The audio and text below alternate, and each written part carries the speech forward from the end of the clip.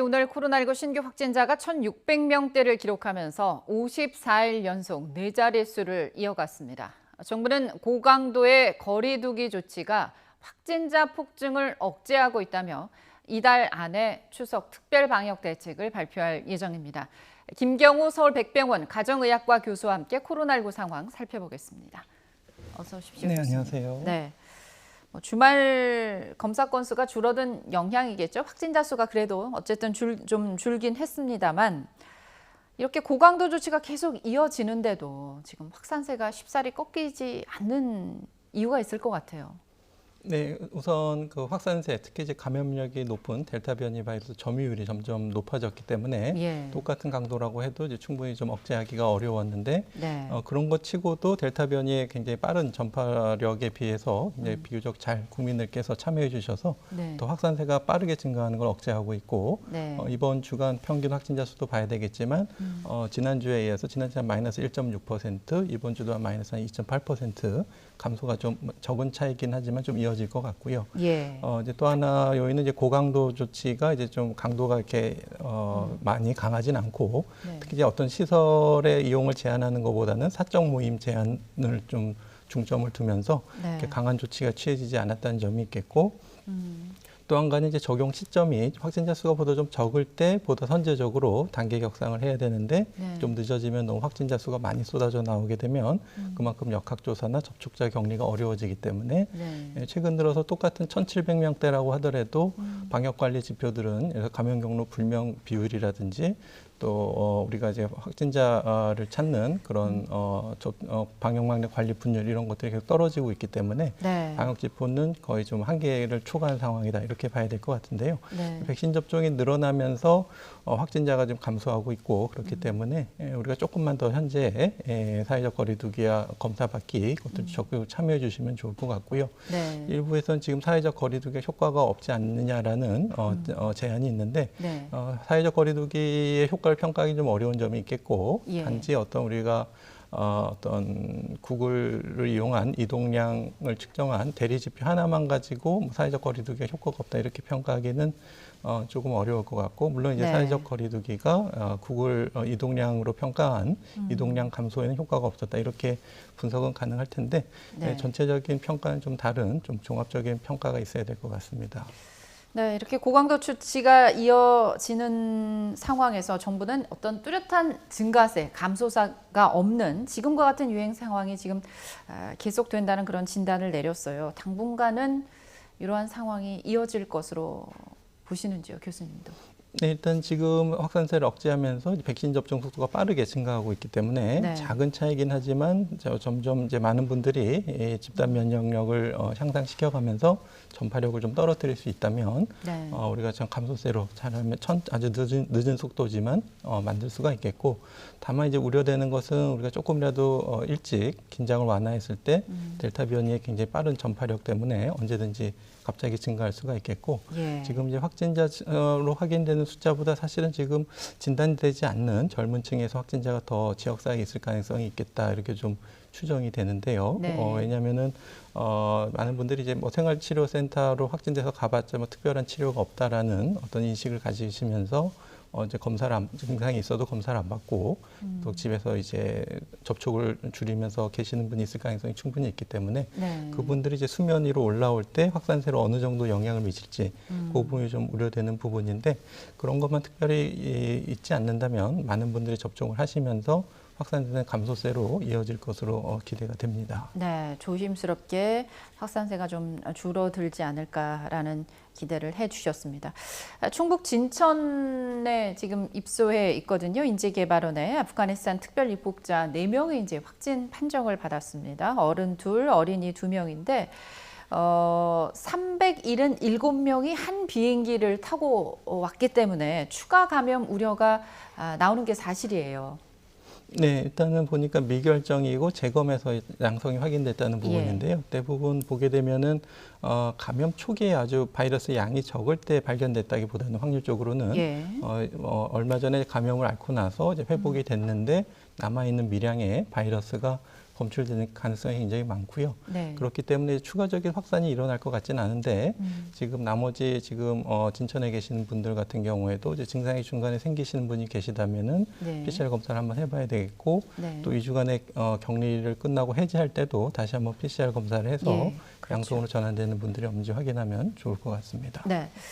최근 지금 보면 전국 곳곳에서 외국인 감염이 잇따르고 있습니다. 이달 광주 한 아파트에서 외국인이 16명 무더기 감염이 됐고 충남 논산 그 한 산업단지에서 일하는 32명이 또 집단이 감염이 됐는데 여기에 상당수가 또 외국인 근로자입니다.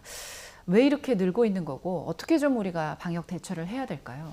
네, 아무래도 뭐 외국인 근로자뿐만 아니라 이렇게 좀 대면 노동을 해야 되시는 그리고 네. 그런 분들이 주거 환경 같은 경우에도 기숙사라든지 밀접한 산밀의 환경에서 주거하시는 네. 경우가 많겠고 네. 또 근로 환경도 이제 또 산밀의 환경이 많이 노출되는 관계가 있기 때문에 예. 뭐 외국인뿐만 아니라 우리나라 근로자들도 언제든지 이렇게 대량 감염의 위험성이 있는데 네. 특히 이제 외국인 분들이 조금 더 불리하신 점은 아무래도 언어 문제 때문에 방역 수칙에 대한 정보를 받기 어렵다든지 예. 또 본인의 어떤 접촉력을 또 빨리 역학조사에 참여하기 어렵다든지 그런 언어 장벽 문제가 있겠고 특히 또 이제 미등록 외국인 분들이 계시다면 어떤 신분의 분리성 때문에 네. 적극적으로 검사에 어려울 수가 있겠고 예. 또 이제 상대적으로 좀 젊은 층, 젊고 건강한 층이라면은 증상이 좀 경하게 나타날 수가 있기 때문에 예. 진단 지연이 일어날 수가 있겠고 그러면 네. 이제 대규모 확진자로 나타나는 경우가 있기 때문에 이런 여러 가지 요인들이 특히 이제 외국인 분들 중심으로 집단 네. 감염이 잘 생기는 것 같은데요. 네. 아무래도 이분들을 대상으로 우리가 적극적으로 예방 접종, 특히 이제 1회 접종이 가능한 얀센 백신 같은 경우에도 이제 네. 보건소에서 임시 번호를 등록받으면은 접종이 가능하시기 때문에 예. 그 절차도 조금 더 번거롭다면은 절차를 좀 간편화해서 각 지자체에서 적극적으로 예방 접종을 하고 또 그 커뮤니티의 어떤 대표자를 통해서 네. 우리가 이제 이런 검사를 하고 신분의 불이익을 주지 않겠다 이런 정보들을 계속 적극적으로 소통하면서 네. 적극적 검사하고 예방 접종을 맞으실 수 있도록 하는 노력들이 필요할 것 같습니다. 네, 선제 검사와 적극적인 예방 접종 참여를 방안으로 내주셨습니다. 이 방역 수칙 위반으로 시설 폐쇄 처분 받았거든요. 성북구에 있는 사랑제일교회. 오늘도 광화문 일대에서 이제 야외 예배를 진행할 예정이라고 합니다. 지난 주말에도 한 800여 명 정도가 모였었는데요. 뭐 2m씩 거리 두고 자율 예배하는 거라고는 하는데 아무리 야외라고 하더라도 감염 이 부분에 대해서 안심할 수는 없는 거죠. 네, 그렇습니다. 물론 이제 2m 거리를 유지하시고 또 대부분 또 백신 접종을 하셨고 네. 방역 수칙을 잘 지키시면은 큰 문제는 전혀 없겠는데 네. 우리가 이제 자율적으로 방역에 맡긴다는 부분이 이제 대부분 잘하시는 분도 있겠지만 또 잘못 인지하시거나 또 그 과정에서 또 접촉이 일어날 가능성이 있기 때문에 좀 가급적이면 뭐 집에서 이렇게 영상으로 예배를 드리시는 것이 좋을 것 같고요. 네. 이제 우리 자율에 맡기는 방역은 우리가 이제 물론 이제 수칙을 정확한 지식을 잘 인지하시면 좋은데 네. 그러기 어려우신 분들이 많아서 조금 좀 한계에 있기 때문에 가급적이면 좀 자택에서 드리시는 네. 것이 좋을 것 같고 우리가 예전에 보면 이제 초기에는 이제 우리가 소독이나 방역을 위해서 이제 소금물을 이렇게 뭐 뿌리셨던 분들이 계셨는데 네. 나름대로 자율적으로 열심히 하지만 또 잘못된 방역을 하실 수가 있기 때문에 예. 지금은 좀 정부의 어떤 권하는 규칙을 잘 따라주시는 것이 필요할 것 같습니다. 네. 일상 곳곳에서 지금 산발적인 감염이 계속되고 있는데 앞서서도 얘기를 해주셨습니다만 언제 어디서 감염됐는지 모르는 그런 환자 비율이 지금 33%를 넘었다고 합니다. 일각에서 한 달 동안 1억 명 넘게 이용하는 대중교통에서 어떻게 한 명도 안 나올 수가 있느냐라는 이런 의혹을 품으면서 결국 경로를 모르는 다수가 대중교통을 이용하면서 또 감염이 되는 거 아니냐는 추측이 나오고 있거든요. 이 부분은 어떻게 보십니까? 네, 일단 그 우리가 이동 교통 수단 과정에서 감염되는 사례들이 여러 번 있었기 때문에 초기에도 뭐 일본에서 우한 관광객들을 태운 버스 기사가 감염된다든지 예. 또 그래서 택시기사와 손님 간에 또 감염이 있다든지 있었죠. 네, 그런 경우가 있고 하지만 또 반대로 이제 어떤 버스 기사가 감염이 돼서 이용하신 승객들을 전원 검사했는데 또 음성이 나온 경우도 있기 때문에 예. 방역 수칙을 잘 지키시고 마스크를 잘 착용하시고 한다면 큰 전파 위험은 없을 것 같은데 네. 지금 이제 델타 변이 이제 굉장히 사소한 접촉만으로도 전파될 가능성이 많은 네. 델타 변이가 유행하고 있기 때문에 다시 한번 살펴봐야 될 것 같고 네. 특히 이런 이동수단에서 이제 밀폐된 환경이 조성되지 않는지 적절한 환기 시스템이 갖춰져 있는지 네. 또 뭐 필요하면 환경 검체 검사도 해봐야 될 것 같고요. 네. 근데 이제 우리나라 이제 역학조사 동선 추적 시스템 굉장히 정밀하기 때문에 우리가 네. 기초 역학조사도 있지만 정밀 역학조사를 통해서 굉장히 동선을 잘 찾아내는 뛰어난 분들이 계시기 때문에 네. 예를 들면은 이제 대전 방문 판매 업체 관계자가 전주의 식당에서 여고생하고 5분 만에 5분만 접촉을 해도 감염된 사례를 찾아낸다든지 네. 정밀 역학조사라면 굉장히 잘 찾아낼 수가 있는데 예. 이제 대중교통 같은 경우에 우리가 조금 더 이제 역학조사 여력이 생긴다면은 네. 확진되신 분들의 어떤 이동 경로 이런 네. 것들 데이터를 좀 분석해서 예. 이동 경로나 시간이 겹치는 분들을 좀 조사해서 혹시 이제 같은 이동 교통수단을 이용하지 않는지 그런 분석을 한번 해보면 좋을 것 같은데 네. 아직까지는 그런 대중교통수단을 통해서 감염이 여러 명이 감염됐다는 보고가 없는데 네. 그것은 이제 뭐 분석을 안 해서 없는 건지 아니면 했는데 없는 건지 잘은 알려져 있지는 않지만 네. 아직까지는 방역수칙을 잘 지키시고 마스크를 잘 착용해 주시고 또 큰 네. 소리로 대화하거나 전화 통화를 좀 삼가해 주시고 적절한 환기를 유지해 주시면은 네. 아직까지 그렇게 대규모 대중교통 수단을 이용한 전파는 위험이 높지 않을까 이렇게 생각해 볼 수 있을 것 같습니다. 네, 델타 변이가 워낙 전파력이 강하기 때문에 많은 분들이 이용하는 대중교통 내에서의 어떤 감염 우려가 높은 게 사실입니다. 마스크 철저하게 쓰시고 개인 방역 수칙 지켜주셨으면 한다는 당부까지 해주셨습니다. 이런 가운데 말이죠. 이렇게 확진자 수가 많다 보니까 위중증 환자들 수가 점점 늘어나고 그러다 보니 의료 현장에 어려움이 높아지는 게 사실입니다. 공공의료 확충 또 처우 개선 등을 요구해온 보건의료인 노조가 다음 달 2일 파업을 지금 예고한 상황입니다. 간호사 등 의료 인력 7만 7천여 명이 속해 있는 그런 단체인데요. 코로나 전담병원이 또 이 파업 대상에 포함이 돼 있습니다.